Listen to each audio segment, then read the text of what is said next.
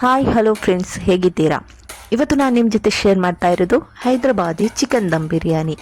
Hyderabadi chicken ದಮ್ ಬಿರಿಯಾನಿಯಲ್ಲಿ ತುಂಬಾ ಟೈಪದ್ದು ಬಿರಿಯಾನಿ ಉಂಟು.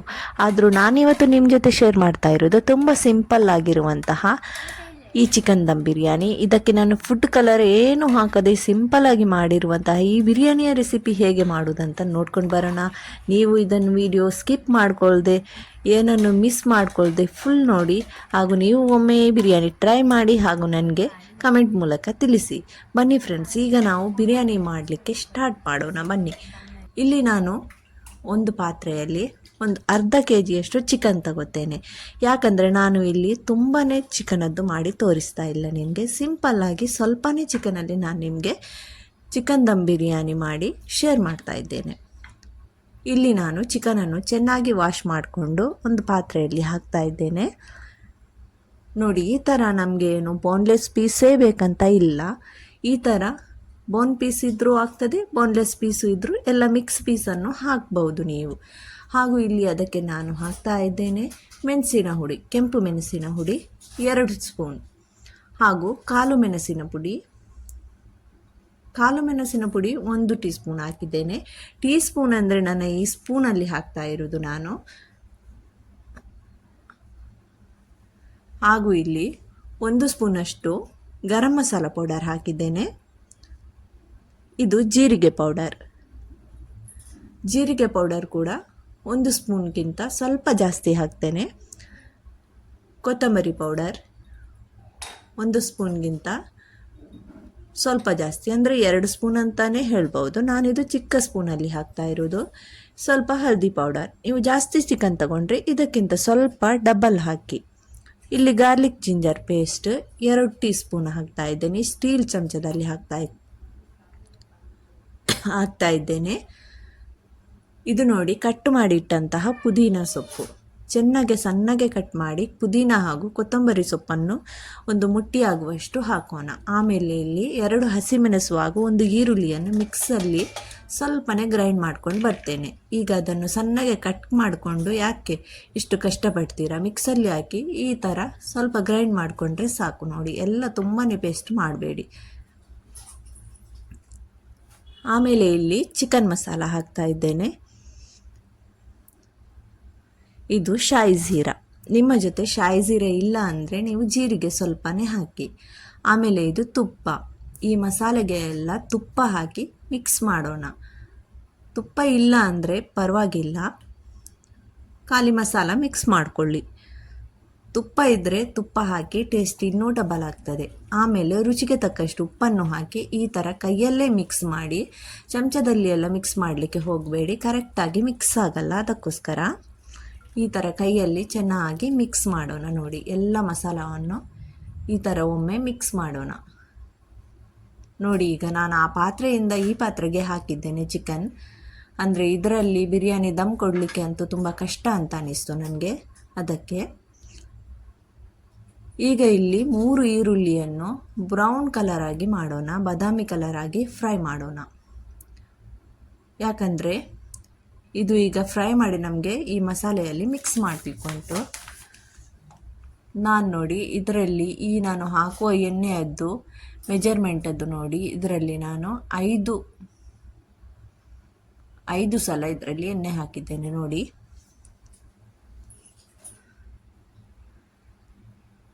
ಒಂದು ಸ್ವಲ್ಪನೇ ಜಾಸ್ತಿ ಹಾಕ್ತಾ ಇದ್ದೇನೆ. 6 ಹಾಕಿದ್ದೇನೆ ಅದರಲ್ಲಿ ಮೆಜರ್ಮೆಂಟ್ ಪ್ರಕಾರ ನಾನು. ನೀವು ಎಣ್ಣೆ ನೋಡಿ ಸ್ವಲ್ಪ ಕಮ್ಮಿ ಅಂದರೆ ನೀವು ಸ್ವಲ್ಪ ಕಮ್ಮಿ ಹಾಕಿ. ಆದರೂ ಈರುಳ್ಳಿ ಚೆನ್ನಾಗಿ ಫ್ರೈ ಹಾಕಬೇಕಂದ್ರೆ ಎಣ್ಣೆ ಸ್ವಲ್ಪ ಜಾಸ್ತಿನೇ ಬೇಕು. ಈರುಳ್ಳಿಯನ್ನು ಈ ಕಲರ್ ಮಾಡಿ ನಾವು ಒಂದು ಪಾತ್ರೆಯಲ್ಲಿ ತೆಗೆಯೋಣ. ನೋಡಿ, ಈ ಪಾತ್ರೆಯಲ್ಲಿ ತೆಗೆದು ನಾನು ಇದನ್ನೀಗ ಫ್ರೀಝರಲ್ಲಿ ಇಡ್ತೇನೆ. ಫ್ರಿಜ್ಜಲ್ಲಿ ಇಡಬೇಡಿ, ಫ್ರೀಝರ್ ಉಂಟಲ್ವ ಅದರಲ್ಲಿ ಇಡಿ ಸ್ವಲ್ಪ ಹೊತ್ತು.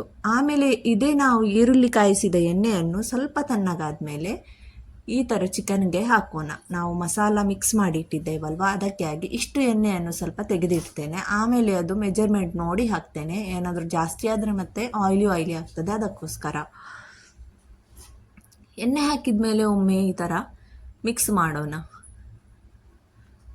ಚಿಕನ್ ದಮ್ ಬಿರಿಯಾನಿ ಮಾಡಲಿಕ್ಕಂತೂ ತುಂಬಾ ಈಸಿ, ಏನು ಕಷ್ಟ ಇಲ್ಲ.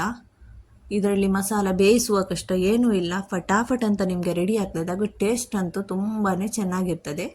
ಒಮ್ಮೆ ಟ್ರೈ ಮಾಡಿ. ಈಗ ನೋಡಿ, ಇದು ಫ್ರಿಜ್ಜಿಂದ ತೆಗೆದ ಮೇಲೆ ಎಷ್ಟು ಕ್ರಂಚಿ ಆಗಿದೆ ಅಂತ.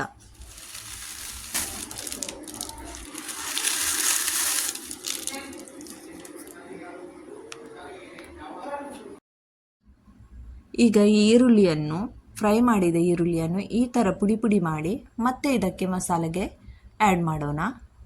ಚೆನ್ನಾಗಿ ಹುಡಿ ಮಾಡಿ ಹಾಕಬೇಕು ಕೈಯಲ್ಲಿ ಚೆನ್ನಾಗಿ. ನೀವು ಫ್ರೀಝರಲ್ಲಿ ಇಟ್ಟಿರೋದ್ರಿಂದ ತುಂಬ ಕ್ರಂಚಿ ಆಗ್ತದೆ ಅದು, ಅದನ್ನು ಫಟಾಫಟ್ ಅಂತ ಹುಡಿ ಮಾಡಬಹುದು. ಈಗ ನೋಡಿ, ಇದೆಲ್ಲ ಹಾಕಿದ ಮೇಲೆ ಮಸಾಲ ಈ ಕಲರಿಗೆ ಬಂತು ನೋಡಿ.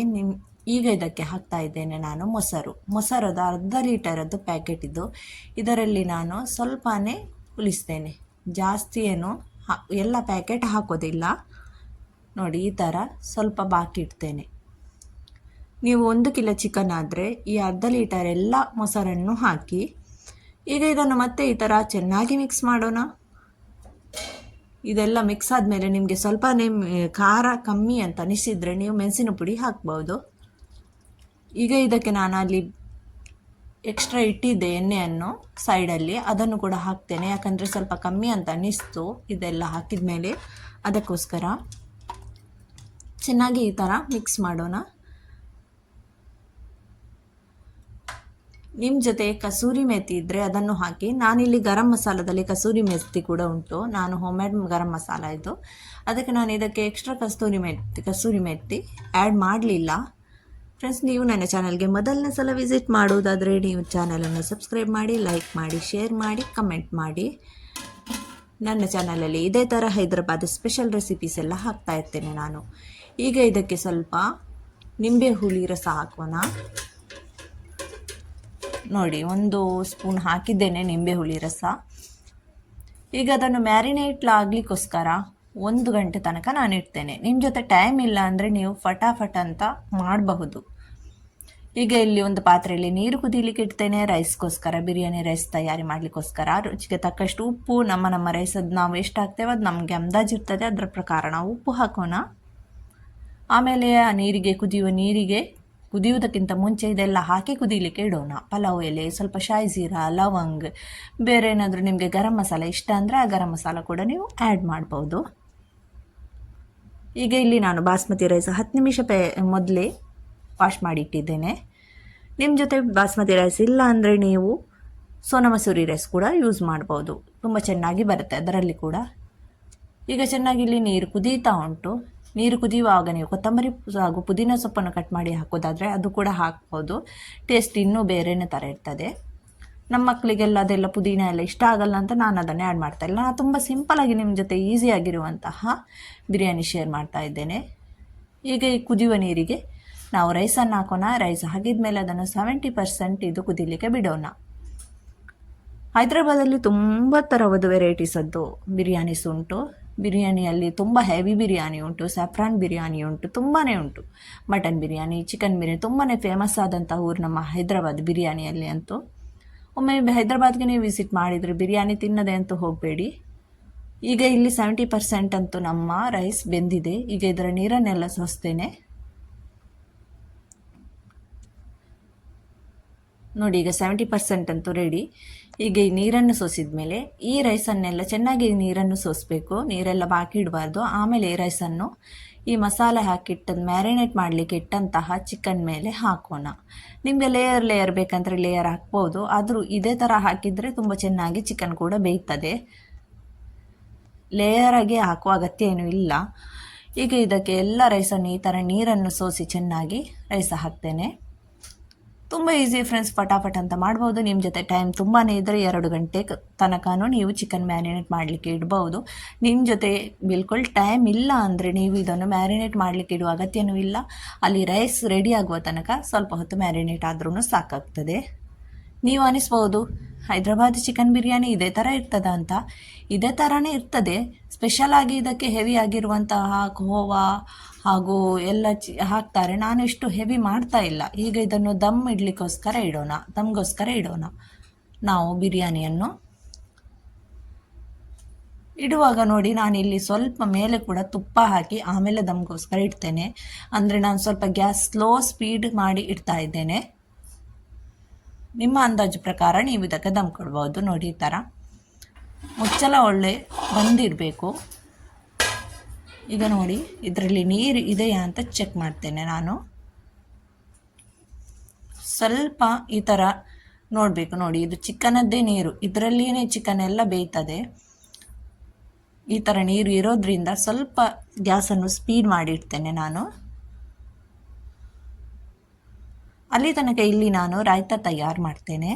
ರಾಯ್ತಕ್ಕೋಸ್ಕರ ನಾನಿಲ್ಲಿ ಕೊತ್ತಂಬರಿ ಸೊಪ್ಪು ಸ್ವಲ್ಪ ಹಾಗೂ ಒಂದು ಈರುಳ್ಳಿ ಕಟ್ ಮಾಡಿದ್ದೇನೆ ಸಣ್ಣಗೆ, ಒಂದು ಕ್ಯಾರೆಟನ್ನು ಕೂಡ ಸಣ್ಣಗೆ ಕಟ್ ಮಾಡಿದ್ದೇನೆ, ಸ್ವಲ್ಪ ಉಪ್ಪು ಹಸಿಮೆಣಸು ಎಲ್ಲ ಹಾಕಿ ನಮ್ಮ ಈ ಮೊಸರು ಹಾಕಿ ಮಿಕ್ಸ್ ಮಾಡಿಡ್ತೇನೆ.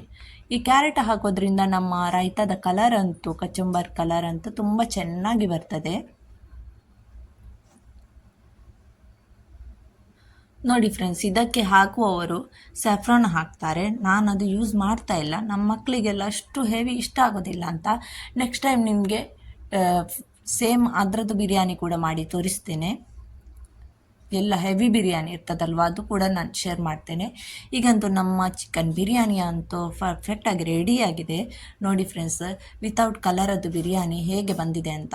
ಕಲರ್ ಒಂದು ನಾವು ಹಾಕೋದದು ಚೆನ್ನಾಗಿ ಕಾಣಲಿ ಅಂತ ಮಾತ್ರ ಇದಕ್ಕೆ ನಾನು ಕಲರ್ ಹಾಕ್ತಿದ್ರೆ ಈ ಬಿರಿಯಾನಿಯದ್ದು ಬೇರೆಯೇ ಟೈಪ್ ಆಗ್ತಾಯಿತ್ತು ನೋಡಲಿಕ್ಕೆ. ಆದರೆ ನಾನು ವಿತೌಟ್ ಕಲರ್ ಮಾಡಿದ್ದೇನೆ ಫ್ರೆಂಡ್ಸ್. ನೋಡಿ, ಕಲರಲ್ಲಿ ಅಂತೂ ಟೇಸ್ಟ್ ಇರುವುದಿಲ್ಲ, ಚೆನ್ನಾಗಿ ಕಾಣಲಿಕ್ಕೋಸ್ಕರ ಕಲರ್ ಹಾಕ್ತೇವೆ ನಾವು ಅಷ್ಟೇ. ನೋಡಿ, ನಮ್ಮ ಚಿಕನ್ ದಮ್ ಬಿರಿಯಾನಿ ಅಂತೂ ರೆಡಿಯಾಗಿದೆ. ಅದ್ರ ಜೊತೆ ಈ ರಾಯ್ತ ಅಂತೂ ಒಟ್ಟಿಗೆ ತಿಂದರೆ ತುಂಬಾ ಸೂಪರ್ ಆಗಿರ್ತದೆ.